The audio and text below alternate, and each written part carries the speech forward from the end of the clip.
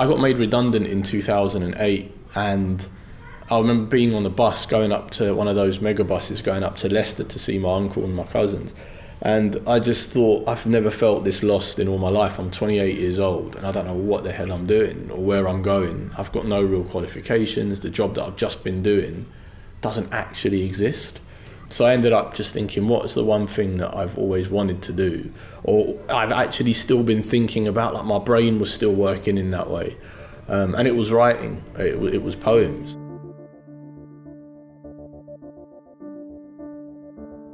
You were just listening to the origin story of Anthony Anaxagorou, the poet, educator, academic of the stage versus page debate within the poetry scene. And in this episode, you'll be hearing from him and also hear from Kim Hyesoon. That you live with Lord, no, he who descends from the mountain. That you sleep with the one who created you. You eat at the same table with the one who claims to feed and raise you, the one who strips bare the world he has made. You live with him who slaps your mummy's back, crinkles your mummy's brain map. She is one of the most celebrated poets in South Korea. You could hear her talking there, and then later we'll be hearing from her through her long-term translator, Donmi Choi. And by complete coincidence, Kim Hyesoon is one of the few poets who I personally know and love. And between you and me, the list is not a long one.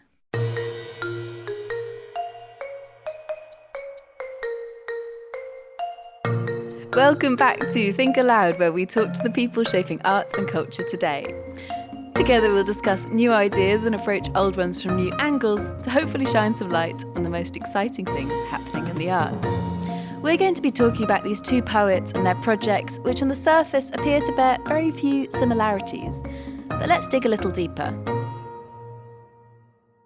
I tried to leave it, but it never left me, which is a bit of a weird thing to be living with for 10 years. And then I just started. I had no books. I had no poetry books. I had a couple that I was found in second-hand bookshops like the Maya Angelou's and the Rumis and whatever else. But yeah, I was really starting from scratch, and I had no money either, which was quite scary. It's really been in the last 10 years or so that Anthony Anaxagorou has established himself as a mainstay of the London poetry scene and also the UK poetry scene, and also the boom in a small publishing of poetry books. But he actually first came to poetry relatively early in life. When he was in his late teens, he won the competition that is now called Slambassadors after his mum submitted one of his poems without his knowledge. After that, for various reasons, he went on hiatus for a decade or so and only started to take poetry seriously after he became redundant in 2008.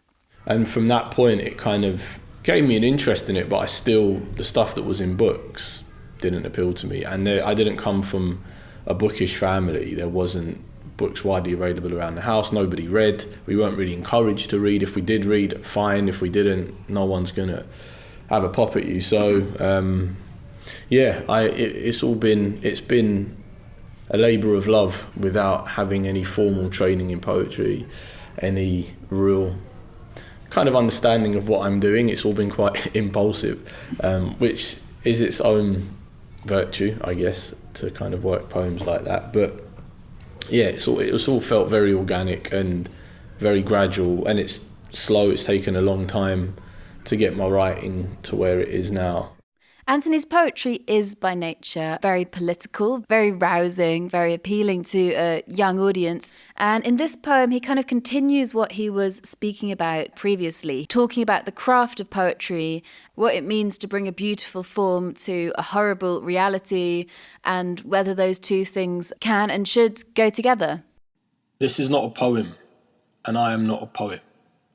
When I'm unable to find a better way of saying that in 2012, 48 people in Great Britain were killed by guns and 120 women killed by the hands of their beloved partners. I am not a poet when I can't find a more beautiful way to say that no nation in the world imprisons as many members of its population as America does, that more black men in the US are incarcerated today than what they were during the peak of South Africa's apartheid. No, I am not a poet when I can't find clever words to illustrate the fact that before 2008, Nelson Mandela had been on America's list of most dangerous terrorists for over 60 years, that Cameron is a liar, that Cameron was a key member of the Foundation of Conservative Students in '89 that hoped to hang Mandela. Forgive me, because today I am not a poet. And this is not a poem. When eloquent words fail me and I can't capture the struggle of the poor through the metaphysics of language, that by the time Margaret Thatcher left office in 1990, the annual incomes of the richest 0.01% of British society had climbed to 70 times the national mean. And I don't know how I feel about the fact that key policy makers and leading civil servants have never had a job outside of their politics. The same men who set the minimum wage, with only 4% ever having worked in manual trades, of which 68% went to private schools. That is why this is not a poem and I am not a poet, because everything I've ever written suffers the weight of its own futility when another mother comes to a workshop with a fresh black eye, when there's another empty seat in the place that James sat in last week, and when I ask the group where he is, their young eyes open wet, as if his coffin in that moment was being lowered into them. But you see, I think the central consideration of that poem is a fairly deep and fundamental one. It's about the purpose of art. Is the point of a poem to persuade? Is it in a way grotesque for the discussion of something like domestic violence or state violence to be packaged in kind of pretty language that sounds good on the ears? Or is that in some way doing a disservice to the subject you're talking about? And you can hear in the rhythm of that poem, the repetition, it's almost refusal to be contained by the form that it's in, an exploration of those questions of, what a poem can be and what it should be. I am not a poet, and nothing I can write will help dismantle this idea of race that we've become so attached to. Nothing I can write will include the importance of mitochondrial DNA and the 99.99% of us that is identical, that a BNP member most probably has more Asian and Arab in them than the mosque that they conspire to blow up. That immigration isn't... Anthony went on to talk about how he started off in spoken word poetry with little formal understanding of how it worked, and then graduated from there to prose poetry. And this is a distinction that is quite important in his work. In everything he does, also in his outreach activities and the night he runs, he is very invested in the idea of trying to reclaim a space on the stage for poets who write primarily in prose rather than write poems that are meant to be read out loud, because he kind of thinks that's something that has perhaps been forgotten when performance poetry is so popular. I was drawn to spoken word, so I started going on YouTube and watching poems, and it was interesting because hearing something and watching an audience respond to that thing, there was almost like a communal element to that when you're reading poems on a page, there's so much going on in here, but you've got no one to unpack it with, you've got no one to discuss what you're picking out. And also, interpretive analysis of a poem involves permission, and if you don't feel that your interpretive skills are that great, you start second guessing and then doubting yourself, which again creates a weird relationship between you and the page. So I felt I didn't have the tools and the skills to navigate page poetry, whereas I felt I did with spoken word, which is kind of why I gravitated towards that in those early days. Anthony then went on to talk about what I suppose you could call his fanatical dedication to his craft. From someone who was there at kind of 28, not wondering what they wanted to do, having lost a job that they didn't particularly enjoy in the first place. It's not just that he's a poet, he also teaches workshops, he does work in prisons, he speaks on panels, including at the Oxford Union, he's supported incredible musicians like Akala on tour, and of course he works on Outspoken, which is why he's at the Southbank Centre. In May, Outspoken began a year-long residency here, which is an incredible transformation for a poetry night which established itself in, the basement of a North London pub. Anthony spoke to us about the dedication that it requires to make his hectic schedule work. My head is very noisy, and I don't know if I've just become that way because of the amount that I've taken on. See, it makes sense when I understand it from the place of I came from a very precarious beginning. So I had to create as many jobs for myself as possible to ensure that I could sustain myself. And I think by doing that, this is the world, this is the outcome of creating all those jobs, having a vision, having an idea, and then doing everything you need to do, working with the right people to make sure that thing gets to realise itself. So now I read constantly. I'm quite austere in that I don't watch television. I ban myself from watching anything on Netflix that involves an investment. You know, like my partner watches like these big series that go on for like 5 seasons, and I'm just like, yeah, that's a lot. And I try to do 3 to 4 hours of reading a day, so I do 2 hours in the morning and then 2 hours again at night, and I read across genres as well. So it's a lot, and you know, your mind is constantly throbbing away, and then within that you've got to find time to think, to write, and to write with kind of clarity and precision that again takes time and energy. Yeah, I kind of just take each day as it comes and try to manage my time as best as I can. And it doesn't always work. Some days you have low days, some days you have days that aren't so bad and so taxing, but such is the business of poetry. We're going to listen to a poem now that exemplifies the huge wealth of knowledge that Anthony has accumulated by not watching Netflix. What if I told you that all life is African? What if I told you that the oldest human culture developed in Katanga, Congo? Or what if I told you that the Ethiopian Australopithecus known as Lucy is also known as Dinquinesh? What if I told you that every black face is the descendant of an ancient Egyptian, or that no country has as many pyramids as Sudan? What if I spoke about the library in Kemet and Alexander's pillaging of knowledge, the burning of books, of culture and philosophy? What if I told you that the Vikings were the most preeminent slave owners, and that the 11th century saw Dublin as the slave capital of the world? Would you believe me if I told you that white people enslaved their own kind first, or that St. Patrick was a runaway slave, a drapetomaniac?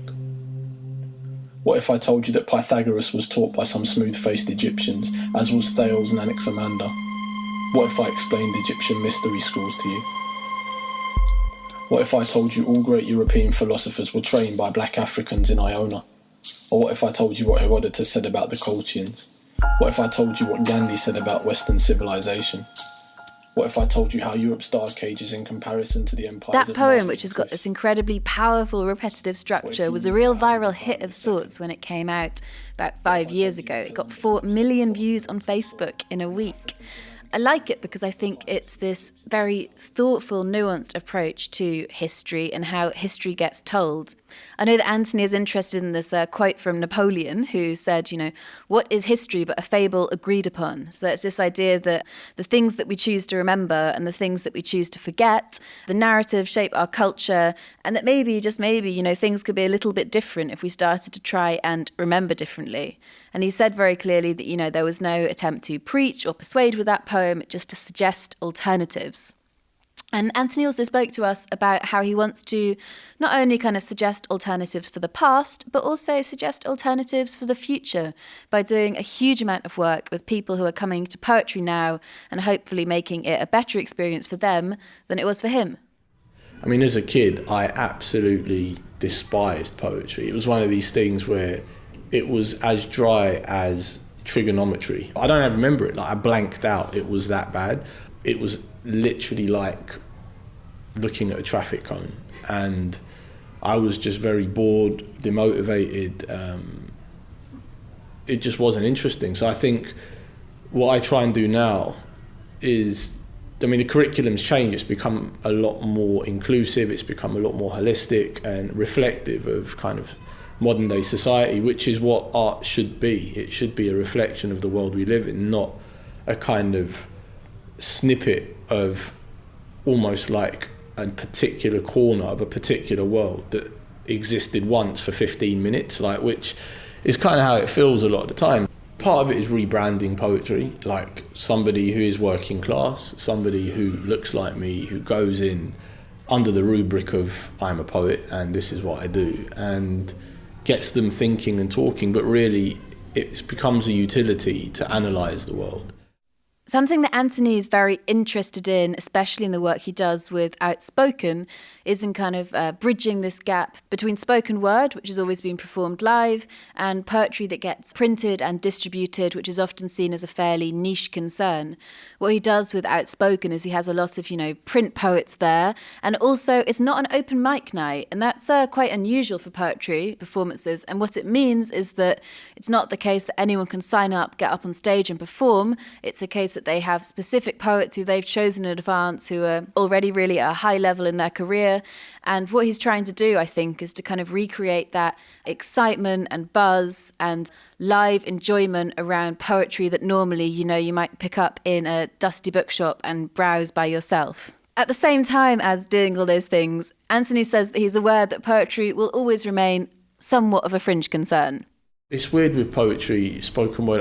It never quite arrives, but it never quite leaves. It's always kind of stayed in that grey area, like throughout its history. And every now and then journalists kind of rehash old articles, poetry's the new spoken word, whatever. But it's not really the case. It's always going to be peripheral. I think poets accept that unless you kind of move into more popularised forms of art, music, film, whatever it might be, you're always going to have that. So I think, it's part of that. But I think the curation, I think it is literally the quality of the poetry in Britain at the moment. For me, like, this is the most exciting time to be making work is right now. And I think having that showcased and having an eclectic mix of artists who are all showing what they do, the ways in which they work, how they think, how they organise the world, I think is really amazing, like, to see happen in front of you. And then every month more and more poets, and then the audiences come, like I say, religiously, and it kind of tells you you're doing something right. But again, it's just trying to be fair.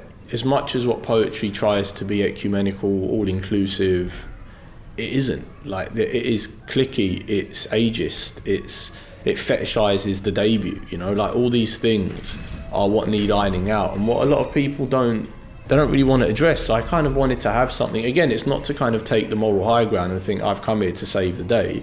It's more to think there's things that could be done that we definitely are within our capability of doing. So it's to demonstrate that poetry is vast, it's a broad church, many different people write about many different things through many different experiences, and the beauty of it is being able to sit and journey with them through those worlds. And I think that the more homogenous poetry is, the more we lose as readers, as writers, as audience members, as listeners, whatever we might be.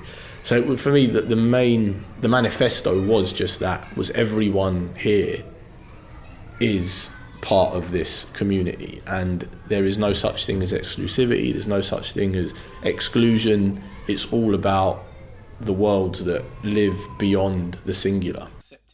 Not write poetry about this, that everything I tried to imagine had already slit its own stomach, like the afternoon I spent with a woman who had been raped, and I asked her to capture it in verse. I asked her to use simile and alliteration until she looked at me and said, I don't know what those things mean, but I can tell you in a few simple words what it feels like to live with the Satan of your own heart. Poetry isn't for me. It's for people who can use words like odoriferous while putting red wine to the lips of their white skin, and applaud the technical endeavour of a poem, its wit, its ingenuity, its metre and form, not its helping, not the ambulance siren that screeches from the height of its title. That is why this is not a poem, and I am not a poet, because I cried reading Douglas Dunn and Aaron Kalaka, Borges and Neruda. I cried when I went looking for female poets and found few. I cried when I asked how many black poets Penguin had ever published and was told 2, when my English teacher told me that language wasn't my strength, that my anger crushed my intelligence, that I should think about going and learning a trade. And I cried then too, when I spoke to a group of young men about what it means to be a man, how we inherit this cancerous culture, how we inherit misogyny, objectification and the glory of violence while silently suppressing the sensual. These were all the hardest things to talk about, to write about, and to live with.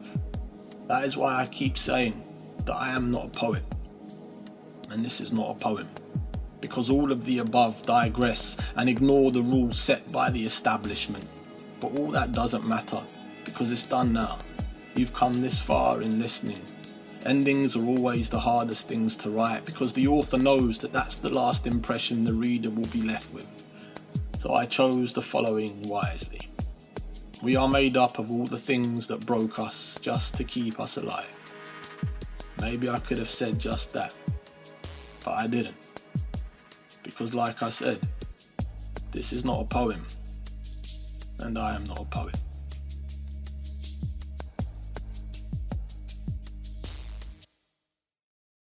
And now from North London to South Korea.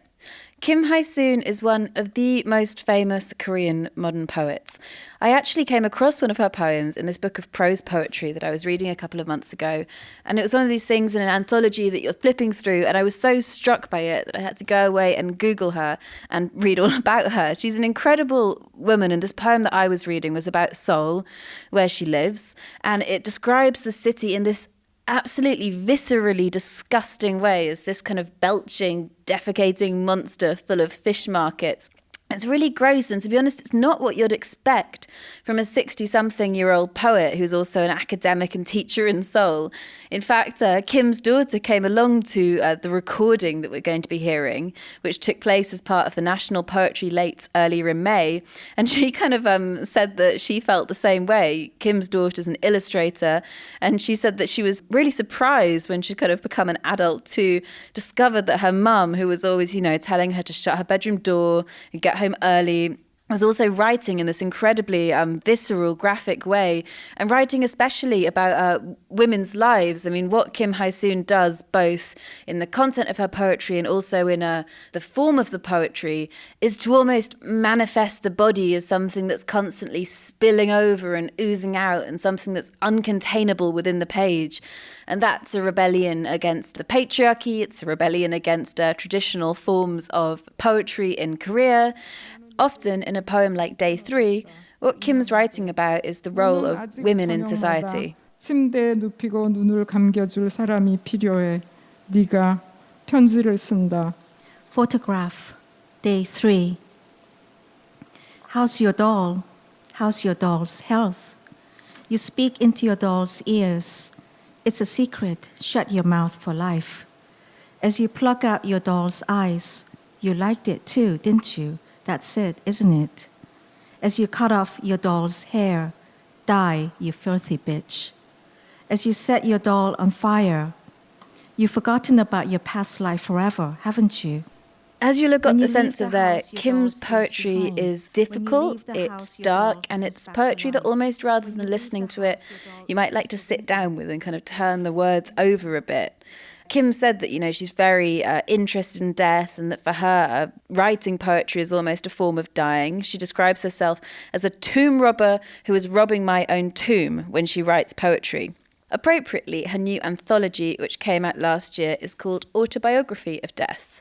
In Korea, there is this notion that the soul of a person who dies is in between realms for 49 days. And in this book, Kim, who likes to describe herself as a tomb robber when she writes her poems, puts together 49 poems, one for each of those 49 days before the person enters the cycle of reincarnation. One of the poems is about a fairly recent, really tragic event in South Korean history called I Want to Go to the Islands. 심심하다. 잠이 안 온다. 가판에 나가본다. 광대한 하늘과 바다는 까만 거울이다. I want to go to the island, Day 20. You leave for the island in the middle of the night. You get on the ferry, dragging along a small bag. It's midnight, and you're bored. You can't fall asleep. You go out on the deck. The vast sky and ocean are a black mirror. It wavers. You think about the sleeping fish inside the black mirror.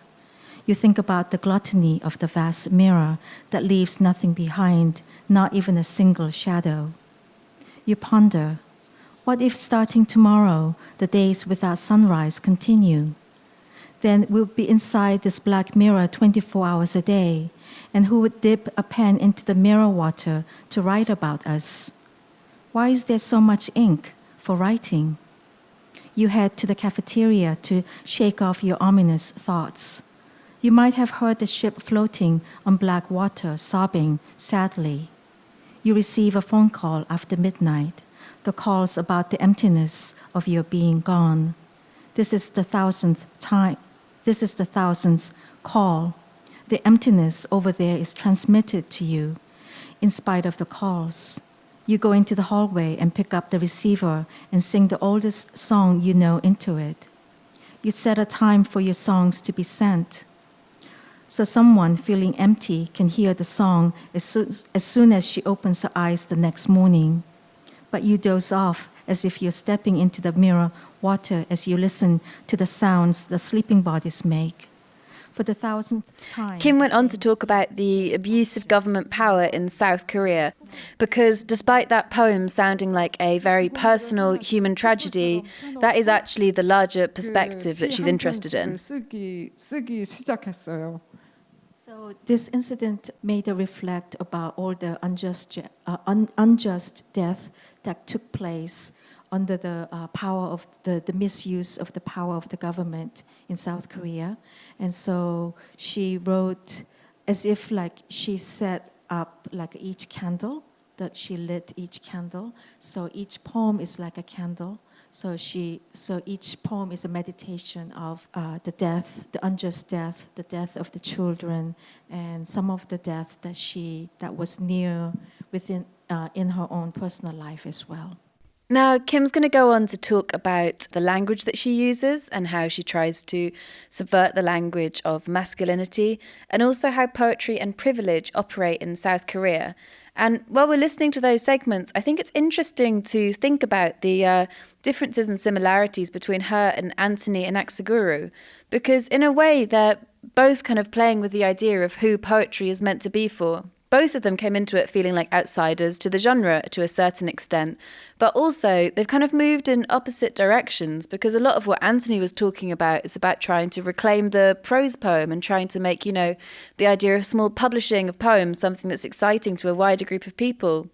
So while he's trying to capture a certain formality, what Kim's trying to do is actually push back against it, because as you'll hear, one of the things that she really objects to in older, more traditional Korean poetry is the idea that it follows a very rigid form and that it's got to be written by a specific group of people.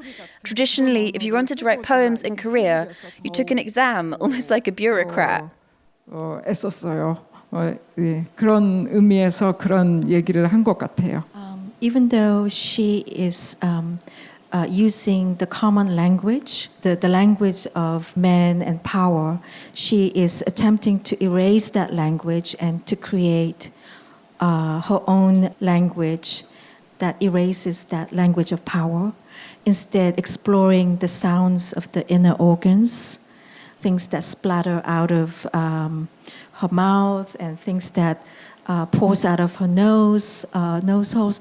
So she's sort of trying to find other forms and sounds of language.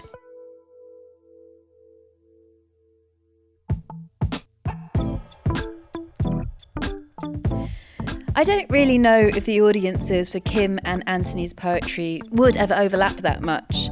There's something about Anthony's poetry that makes you want to listen to it in a group, maybe. It makes you want to go out and take action. It makes you want to really engage. Whereas, as I was saying before, Kim's poetry is the sort of thing you want to sit down with and really, turn over in your mouth. There's something perhaps less immediately accessible about it, but it's incredibly rewarding. Either way, if there's one thing that I've learned by hosting this podcast over the last year, it's that there's no point in being limited by genre or by what you think you might like before you give it a go. I have found myself being interested in things like experimental classical music. I will own up and say that before last week's Stockhausen episode, I thought the whole podcast was going to be about Stockholm Syndrome. I found myself interested in artificial intelligence and even jazz. So, let's broaden our horizons. I challenge you to go back through your feed and find the episode of Think Aloud that you thought was least relevant to you and give it a listen. Because I can promise you, it will be as worth it for you as it was for me. For more podcasts like this, look out for Southbank Centre on SoundCloud and iTunes. For more poetry events this summer, you can check out our website. And you can follow me on Twitter @HarrietFL.